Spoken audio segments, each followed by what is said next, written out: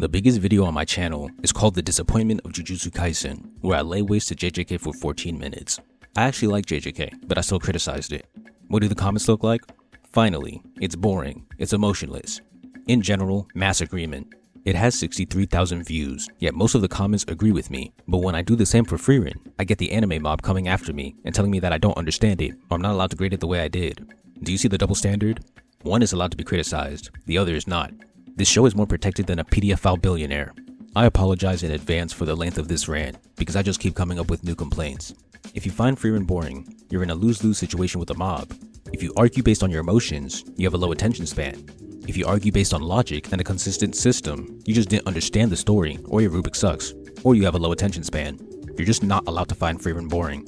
Apparently it's the wrong opinion. All art is subjective until you say that you think this show is boring. That's a crime. It's sickening behavior. So people are mad at me for having a consistent and genreless rubric that makes their story look bad.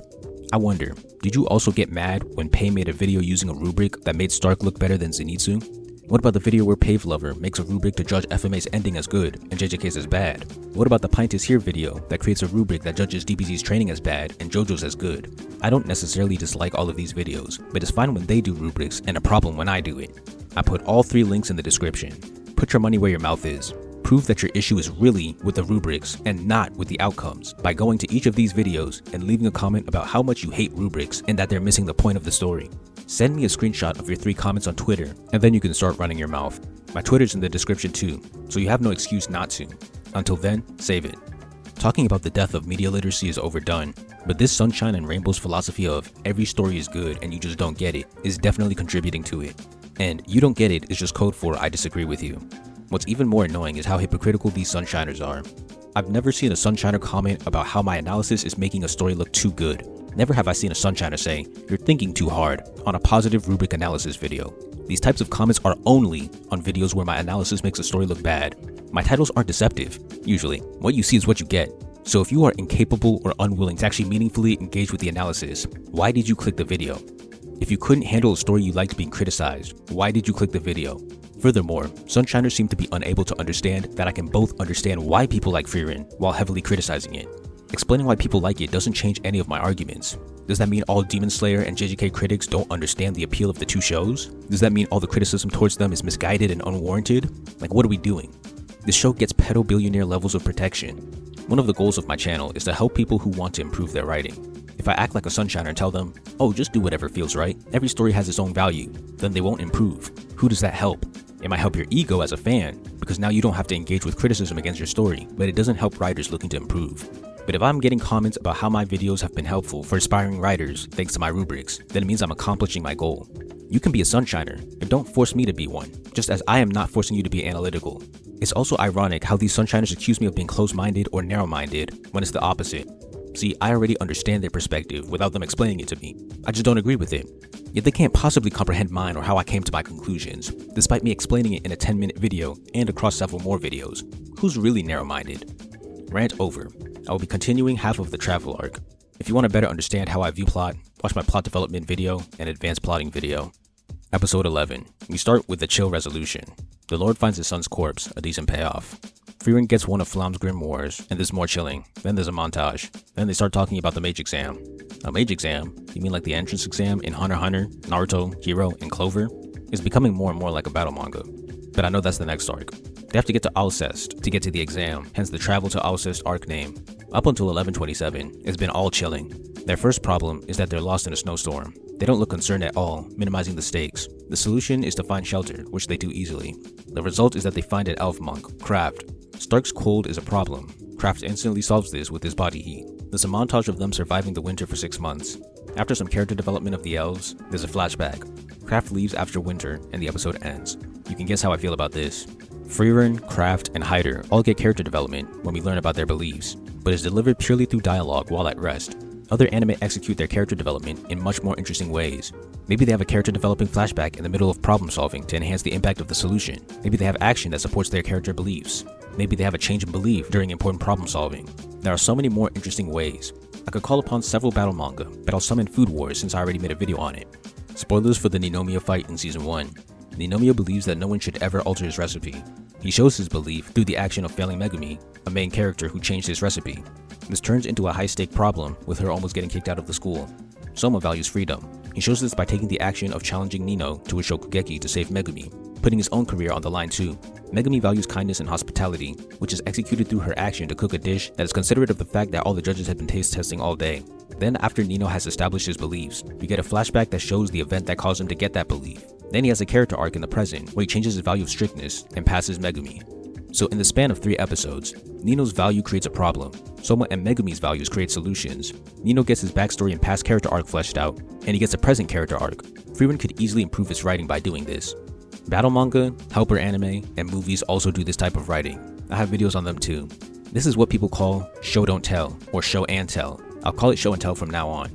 It's not a battle manga isn't an excuse, because I just showed that a cooking manga can do it, and Frieren is becoming a battle manga.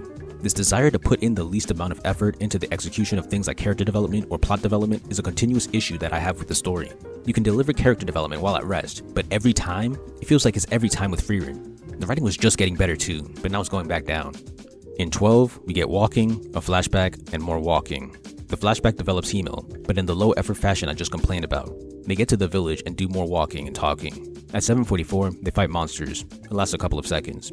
Then they fight a big one. They beat that one easily too. Then there's a plot twist where Himel didn't pull out the hero's sword. The emotionless tone makes the plot twist feel so weak. Then they leave the village and go to another town. Then we get the meme. The boob cloud is the first time I found Stark funny. Fern's problem is finding a gift for Stark's birthday. She just asks him and he gives a monologue about his past. Problem solved. I feel like this flashback of his cowardice and guilt would have been way more impactful in the middle of a dramatic fight. Ideally the first time he does something courageous. But the dragon fight wasn't good enough and the demon fight was too late. Plot twist. Aizen's steaks were his form of a birthday present to Stark. The same with his older brother. Another plot twist. His brother told him to run. That's the end.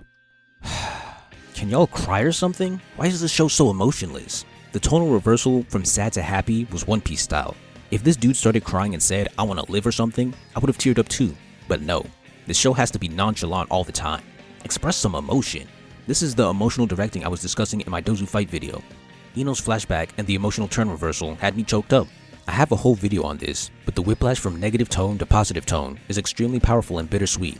One Piece and Fairy Tail do this a lot. Ino's character arc in the forest did that, and I felt the punch. The shot selection and facial expression sold it. The same goes for Megumi's Shokugeki. Excellent directing. Then this episode had the pieces. Stark never had a present, and he feels guilty for running. Negative tone. Then there's a reveal that Aizen and his older brother actually gave him presents, and his bro was the one who told him to run. Positive reversal. All this man had to do was cry and I was right there with him, but this desire to be nonchalant and emotionless killed it. This is basic writing. There's also no show and tell for Stark's development, just tell. 13 starts with some dude telling his backstory to Frieren. She saves him from quicksand. Then Stark gets bitten by something venomous. That's the problem. Frieren tries to solve it with healing, but she's not a priest. They go to the church for help and meet Sign, the dude from before. He solves the problem immediately. At least there's a parallel solution. Because they helped him, he helped them. That incurable poison that would have killed Stark was treated as a joke, killing any potential stakes. Then Sign's brother explains his backstory. He just tells us his character development. Frieren is asked to take Sign into their party. The problem is recruiting Sign. Stark asks, but Sign refuses since he's the village priest. He offers a solution, playing cards. Stark fails off screen. Frieren asks again, Sign refuses. There's a parallel between Frieren's recruitment and Sign's recruitment in the past, but they don't do anything with it yet, and they don't do anything with it ever. There's a montage of their solution being to ask every day. They also try the MILF solution, but it doesn't work. Himel's lame, by the way. He couldn't ask out Frieren for 50 years, despite her only knowing 3 people, including him, the others who were members of the same party. He was balling against farmers and plumbers and still failed to put up numbers. That's a bar. They use more logic with Sign, but then he reveals some info about the past. His brother stayed for him, so now Sign will stay for his brother. The brother reprimands him and tells him to go. Because of this, Sign decides to become an adventurer. His goal is to find his friend. Once again, a bunch of tell instead of show and tell. Easy solutions, weak problems. And you might hate me for this, but out of my deep bag, I pulled out another comparison. This feels very similar to the recruitment of Sanji. Both Sanji and Sign were recruited by adventurers, but they refused to due to a sacrifice a loved one made for them. They feel indebted to them, and they pay back their debt by staying. Finally, the loved one tells them to go, and they do. The difference is that the Barachi arc had way more meat on the bone. Sanji's backstory was more emotional, and then the method used to convince him to leave was also tear-jerking and creative. It wasn't just slapping and scolding. They all told him his food tasted like crap, and Zeph told him that he wants Sanji to repay him by chasing his dreams. Furthermore, the Straw Hats fight with Sanji to protect his home, proving their trustworthiness and increasing the bond between them. This is where I'll stop. The Aura arc was a rise in quality, but these 3 episodes have been a dip in quality. Not as bad as the first 6 though. So, do I still hate Frieren? No. It's a subpar battle manga, and I love battle manga. Average level battle manga would be like Saint Seiya and Fist of the North Star. Above average would be like DBZ specifically, and then most of the popular battle manga since One Piece would be at least good. Frieren started still atrocious, which damages its quality, but even if it started from the Aura arc, it'd still just be Saint Seiya level at best. My issue with how people treat this show isn't just that it's a subpar story that hit number 1 on Mao. Bleach's new season did that too. My issue is the bias in media coverage.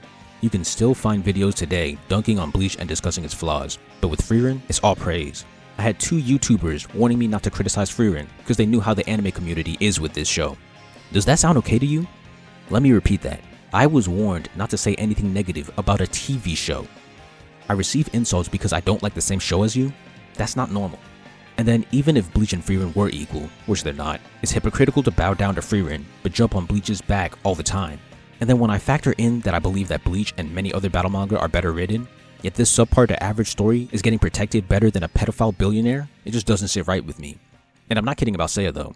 If Madhouse and Mappa made a high quality Seiya adaptation with a better art style, no filler, and high source material accuracy, it would go harder than Frieren.